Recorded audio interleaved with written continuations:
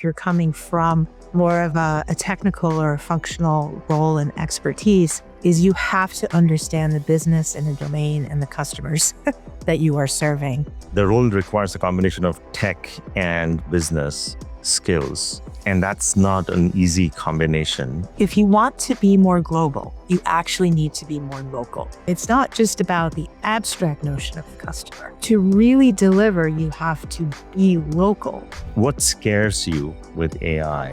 Why do cars have brakes? Your accountability, actually, as a participant within this frame, is speed. It's speed to market for competitively differentiating solutions for the business.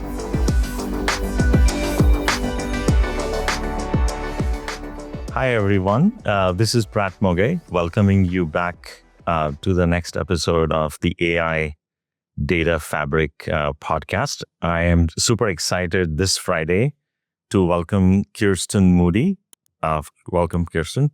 Kjersten, again, for those of you who have not heard about her in the data and analytics community, and I think it's a minority of you, she has been a serial accomplished chief data officer, analytics officer, AI officer, and I'm really excited to have her on the show. And her journey, she has a long journey, and I want to ask her a whole bunch of questions on that journey, including running as a CDAO, large enterprises, Unilever, State Farm, Prudential.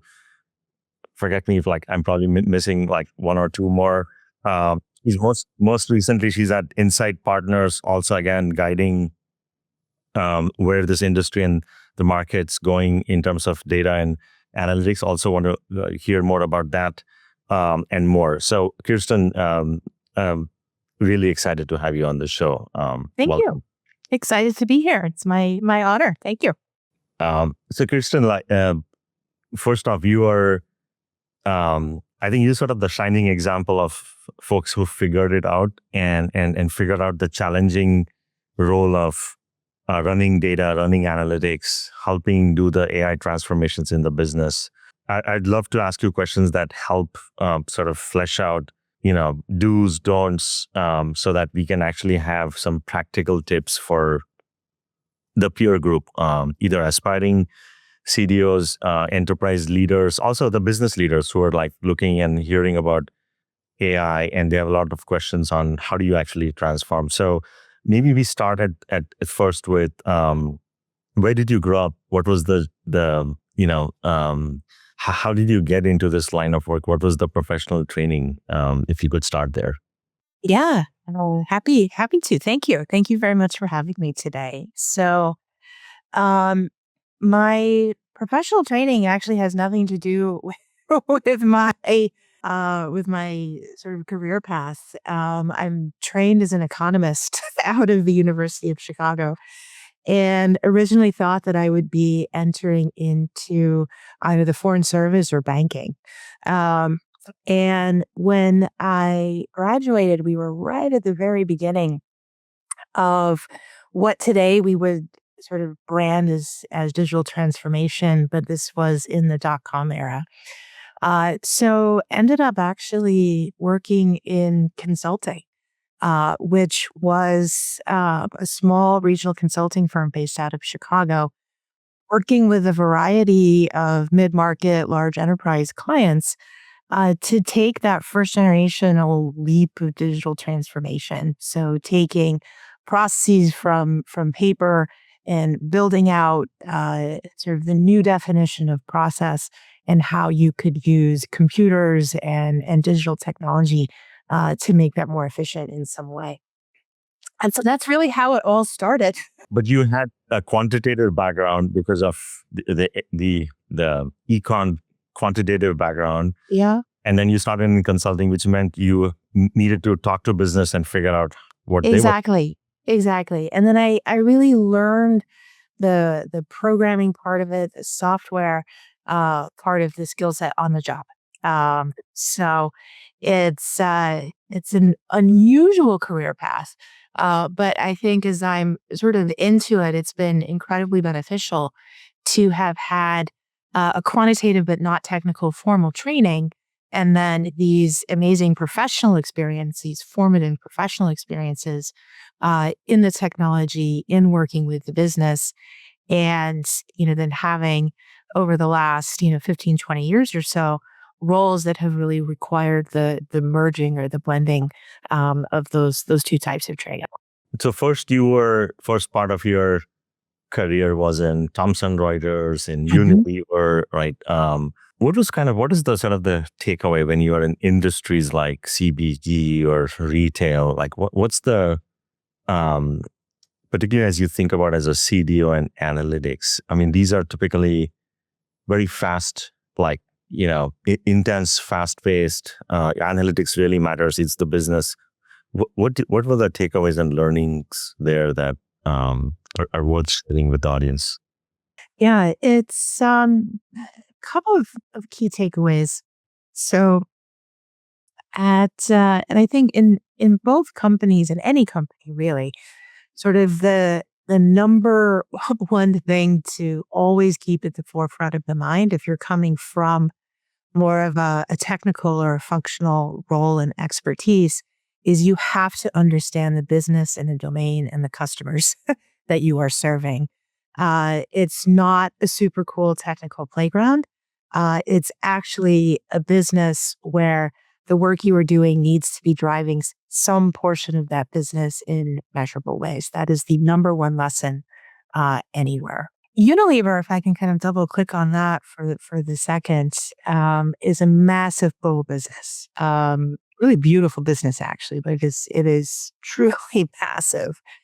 And there was this phrase that one of the senior leaders in finance shared with me, which is if you want to be more global, you actually need to be more local. Interesting. And it sounds like a paradox when you first hear it, but it's so true. It's not just about the abstract notion of the customer.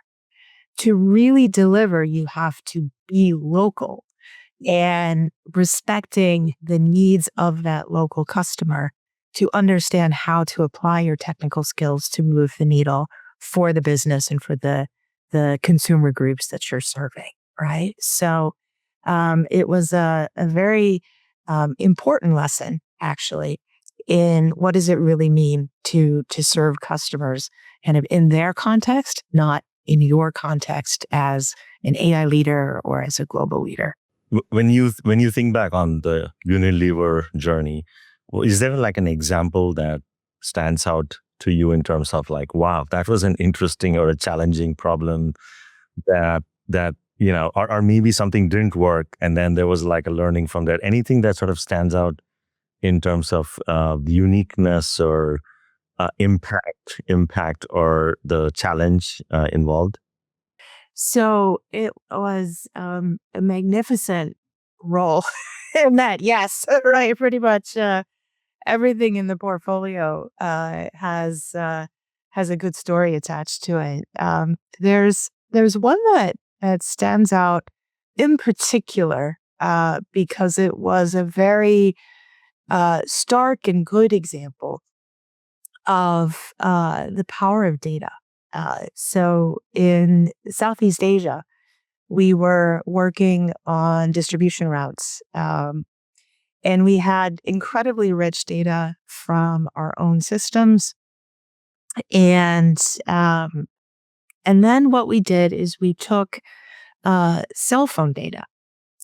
So just sort of tracking movement of people, perfectly legal in the jurisdiction where we were.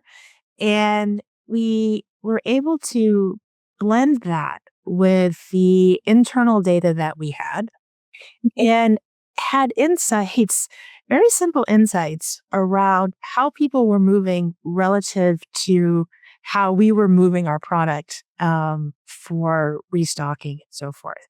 And found a number of disconnects that in retrospect were super obvious, but were never revealed until we started to think about our input data sources. And so it's things like we have a convenience store next to an elementary school. So we really should be restocking that convenience store before school lets out because parents pick up their children and they stop in for a snack. right?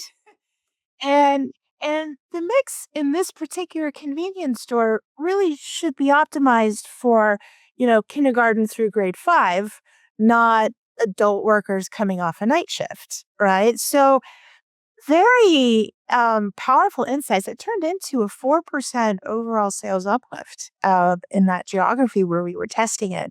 And we didn't change anything about the product. We didn't change anything related to pricing or promotions and so forth. It was simply driven by the insights from a combined data set, external and internal, and asking the right questions for the business against that data. So it was a very, very powerful and tangible example of um, just being smarter about data can truly drive the Yeah. sort of outsized business results. It's Very pretty cool. Very cool. And then when did you have to start thinking about a team, building teams, and then how did you go about doing that? And I'm sure that's different when you went from Unilever to State Farm to Prudential. Like it's very different. But in general, what are sort of your takeaways when you think about a CDO and sort of building a team? What do you look for? Characteristics, skills, um, and then what makes a good functioning team? Yeah. So I've had the privilege of doing some type of team building in each of the data officer roles where I've been, and I think the most kind of successful result of that was where I spent time with my peer group in the technology department, with my stakeholder and in sponsor groups across the business, and really listened to what was needed and what success could look like. Um, from there, we're able to put together a mission, a vision of what the data office was going to be sort of working on. Here's what we do. Here's what we don't do. That's a very powerful statement, actually. Here's what we don't do. And then from that flows a few things that are very important for a team. It's here are the jobs that we need to accomplish the mission and the vision. Here is the operating model, how we are going to integrate into the larger ecosystem of the enterprise. And here is the sort of sponsored first generation of initiatives that come with their own success criteria as they contribute into the overall enterprise vision and are funded, right? So the team can hit the ground running with purpose, right? And then when you have that, you can start to demonstrate earlier wins. The teams that are forming are really energized, and that energy sustains itself over time. And the momentum within the business just continues to accelerate because you have smart people who understand their job, who know the purpose, the mission, and the vision, who are executing in that first generation of portfolio, building trust with the business partners, and you can sort of take your hands off the wheel a little bit and let the scale of the team that you're building start to propel and value within the enterprise. Um, and in that situation, do you typically hire most people new? Do you move them from inside? Do you do a combination of those? Like what has typically worked for you? It's a combination of both. Within the large enterprises, there's a lot of institutional knowledge, Correct. and there's a lot of very trusted relationships Mm. that have come from longer tenures within that enterprise, and those are incredibly valuable to have and to sort of generate goodwill for what is a new, potentially, a little bit sort of riskier portfolio relative to maybe what has been undertaken in the past when we get into the AI space. And then I think new skills, new ideas, sort of the fresh thinking, the importation of experiences from other enterprise. And that's a very healthy mix. And really looking as a common denominator for individuals who are very comfortable working with other individuals. So the teamwork, the collaboration, the acceptance of open and honest debates. Sorry, and have a dog bark here. Gonna do a little editing moment. Is he going to come on camera or? You might. Okay. I welcome pets on the.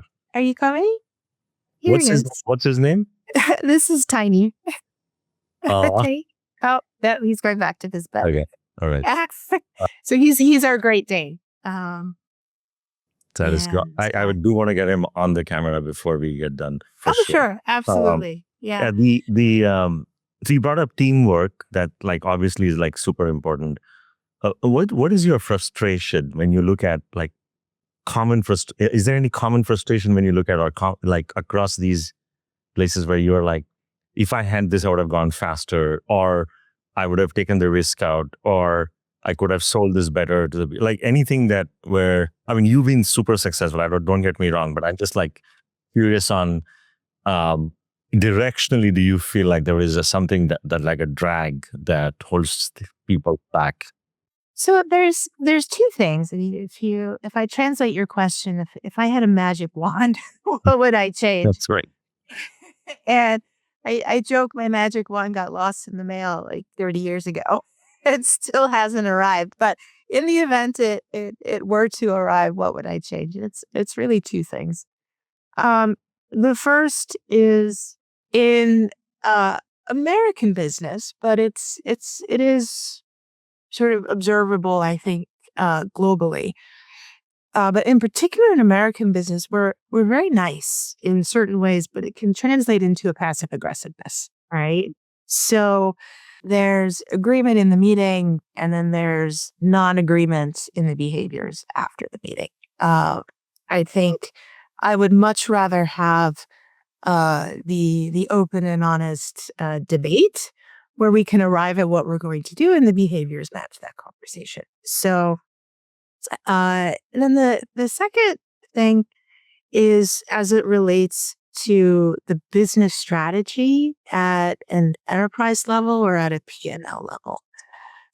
If the success of the execution of that strategy does not require the use of these new capabilities like artificial intelligence to be successful, then you're taking a very powerful potential and you're making a statement about it in a sense that it is not mission critical for the execution of my strategy in the meeting of my goals.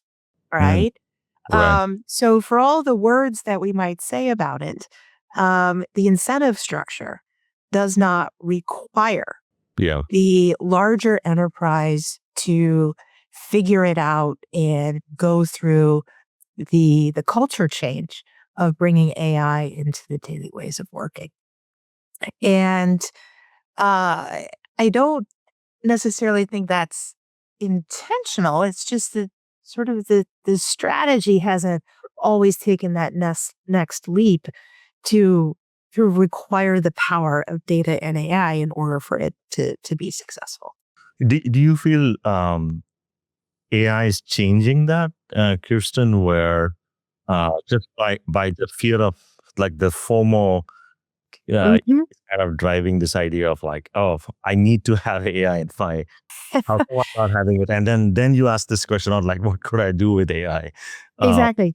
I think boards are changing it, honestly, and management teams are starting to change it. But boards are very much asking the question: educate us on AI, and tell us how AI is coming into the business and elevating results. Right. So the governance layer for the enterprise and for the management team is asking, I think, more direct, more pointed questions, which is prompting prompting the change within the enterprise. I think management teams are becoming more comfortable with it, or at the very least, becoming less comfortable with the fear of missing out feelings. And just, okay, we just need to do something about this. So it is changing. And I want to give a lot of credit to business leaders and boards for sort of pushing themselves in the direction of that change. As somebody who's coming from the data and the AI world, I can see, sort of clearly what the potential is. You always wish that it would change faster. Yeah. But the direction is largely correct. And I think the momentum will continue to build. You made this comment to me, like, and which I thought was interesting. Like, what is really different, or as a CDO, what do you see exciting that was not possible before with AI? And you talked about the D word, the democratizing. Tell us about that. Yeah. I mean, democratization has been used for decades as it relates to this. And it was sort of an unfulfilled promise for a really long time. I can remember 15, 20 years ago looking at kind of low code, no code kind of proto solutions and thinking, one day this is going to be great, but not today. And now I believe we really are at the kind of the beginning of the beginning of what real democratization sort of capabilities and cultural acceptance looks like for access to data, the management of the data, the building, the deployment, the maintenance of models, whether it's on the predictive side for machine learning type models or in generative AI. And that is incredibly exciting because it's taking these very powerful concepts from kind of the metaphorical corner of the enterprise portfolio of work and really bringing it front and center and infusing it as a way to drive competitive differentiation for the business. And that's amazing. That's a moment I think that many of us have been waiting for quite a while. And to experience it within my professional lifetime is pretty special. It certainly does infuse sort of energy into the CDO, CDAO, CAIO role, right? Like the purpose. And what would you say are like your top, lessons or takeaways in terms of like succeeding in that role? Because one of the things I've seen commonly and seen that firsthand is the role requires a combination of tech and business skills. And that's not an easy combination. And so any lessons in terms of how does an aspiring candidate for this job, how do they prepare themselves? How do they educate themselves? How do they advocate for themselves? Anything you could share? Yeah, I think there's a lot of lessons. We could talk for hours. um, the top three that immediately come to mind is sort of lesson number one: make sure you are becoming a trusted partner, a trusted advisor of your business, especially if you're coming from more of a technical background, to really learn the business domain that you're serving.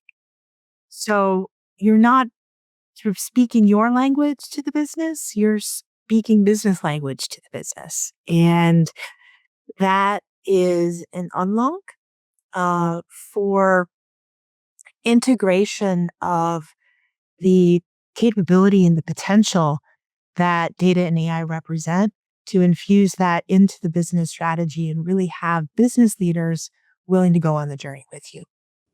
By the way, you are giving a really interesting example, which is if you are that person who wants to do this, go spend time on the right conference, as an example, right? Like Yeah, 100%. So if you're from a technical background, um, in insurance. I'll just go ahead and say it. Yeah. Skip the technical conferences for some period of Yeah. time and go to the industry conferences. If you're in the consumer products industry, go to the retail conferences, go to the grocer conferences, go to the LIMRA conferences in the life insurance industry, right? Go where your business partners are going. Yeah. And listen and learn and think about what this is. It's an eye opener, and highly recommend doing it. There's so much technical training that is available for free online, typically within organizations. That I think for a certain period of time, you could certainly compensate through self-study in keeping your technical skills fresh. So the second thing is results, right? You have to show results, and those results need to be expressed in a metric that the business understands and that is provable. All right. So if you're working in growth, AOI, margin improvement, speed to market for something, but the KPIs that you use to measure yourself, a portion of those can be personal and sort of about a data office, but the ones that you really need to treasure and take care of are ideally shared with the business community that you're serving, to make sure that your entire portfolio is sort of organized and in service to some portion of the business. And Kjersten, that one, I like, again, talking to several other CEOs, that is usually not an easy one, because some of these KPIs are so high level, and data is enabling something that then feeds into something that then allows something to happen. And so to a large extent, this is about who you report into. How do they help you frame, right? Yeah, sort of, right? I mean, if you're working kind of in the first generation of portfolio with a particular P&L as a primary sponsor, go talk to the CFO of that business. Yeah. Right? I mean, the answer's there. Yeah. Right? You just it's about basically it's about going and putting yourself in this position where you draw out what is important. Yeah. Right. Exactly. And then Exactly. KPIs that way. That's Exactly. And you're 100% right. It's not easy. But it's certainly not impossible either. Right. And you've always reported into business, or you reported into IT, or you reported For most of my career, I have been in the technology sort of organization. At State Farm, I reported into the CFO. But other than that, it has been in the technology organization. And that has clearly not held you back, because you were successfully able to go build the bridges, go figure out what's meaningful to the business, and like work it backwards. Exactly. And then the third kind of major lesson in this is be very careful and hire a great team. As C-suite departments scale, you find yourself being less and less kind of hands-on, unless you're very intentional about it. But there's a tremendous amount of work, and you really need to trust the team that is executing against that vision. So, who you hire, who maybe you say goodbye to, are some of the most important decisions that you will make as a leader, because it will really make or break the execution of the vision if the team isn't sort of up for within the environment that you're working in. And you believe you're able to attract the right people. That's not like with AI, there's a little bit of like a divide now, where it's sort of the traditional thinking and then sort of the AI thinking, and you're seeing that even in the startup community, where sort of the AI first or the AI native startups are sort of reinventing how things are done, how the stack's building out, and how the experience goes. And how do you see that percolate into large enterprises, which are hierarchical, they're methodical, how do you see that? It is a culture clash. I mean, there's no sugarcoating the problem, right? Um, and it's, I don't think there's a new formula Real. for it. So you kind of go back to basics when you have these sort of sticky, sort of technical, but yet also cultural moments that you need to work through, which is, are we aligned on the destination we're going to? Who needs to be sat around the table? And we need to work through it and make sure that we have alignment. And let's not let perfect be the enemy of good. The win is progress and demonstrable results that allow for kind of continued successful execution.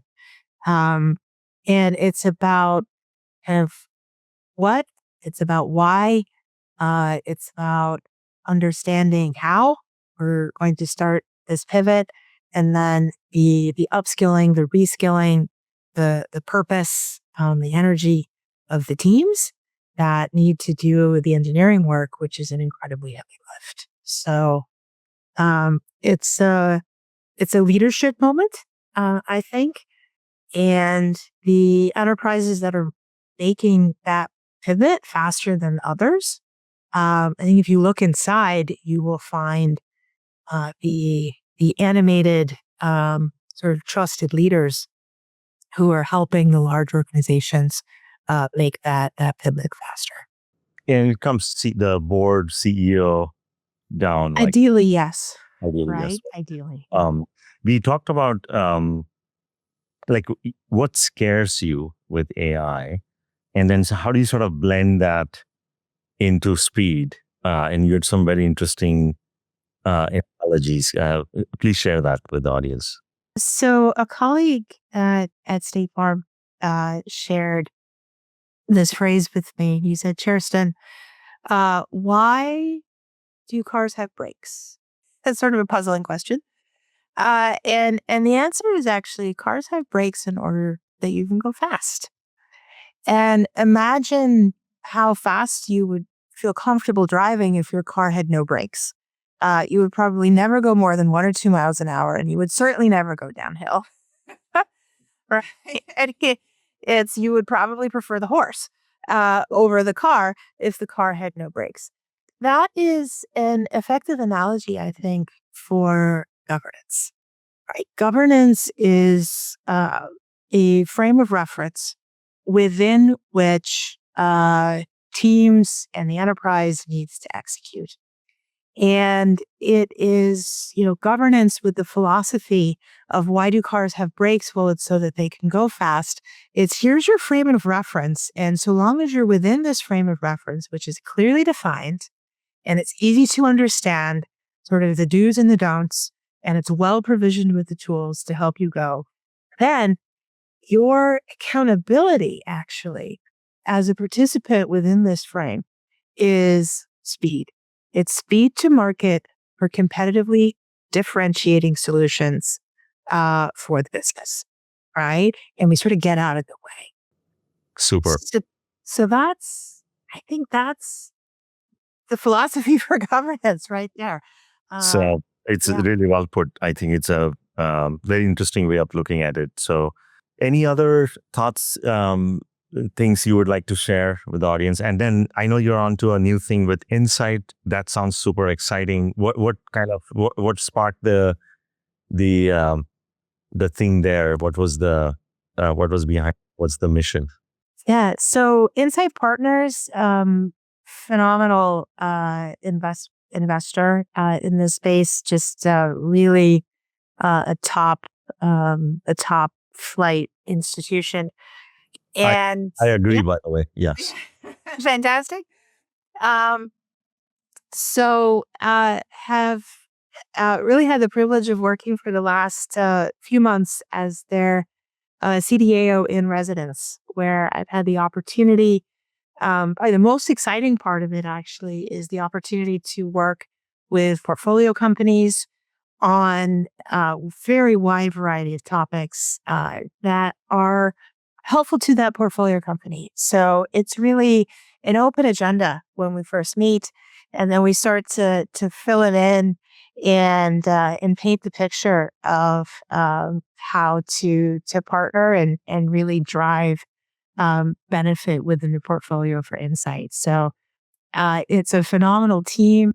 I think their portfolio is really impressive. Yeah. And it's been, I think the feedback that I've received has been very helpful for the portfolio. And it's been a phenomenal opportunity for me coming from operating within a large enterprise to really have the moments to kind of get to know a wide variety of companies that are truly driving this paradigm shift that we're at the very beginning of, and it's been incredible. Awesome. Awesome. Anything else, Kjersten, that you would like to add? Or this was great. Like there's so much that you said, but I'm really excited that we got to talk and just like looking at the breadth of your experiences across verticals, size of companies, across different technology disruptions, and now with AI, and now you got like the front row seat in terms of like the new startups that are disrupting the space. Congrats. This is a great journey. Thank you very much. I mean, I think if I could just say one thing, I've been at this for a little while now. This is probably the most exciting era This is the that I moment. personally have experienced. This is a very, very interesting, exciting, and important moment in business and in our personal lives for how we allow the adoption of technology and artificial intelligence into that. So it's very exciting and it's also very important. So I'm delighted to be a part of it. And it's wonderful to see companies such as Prometheum participating in this paradigm shift, because that quality is necessary, I think, for the successful transformation and evolution that we're working through now. Thank you. Appreciate it. Well said. Thank you, Kjersten. Talk soon. Yep. Beautiful. Thank you. Bye.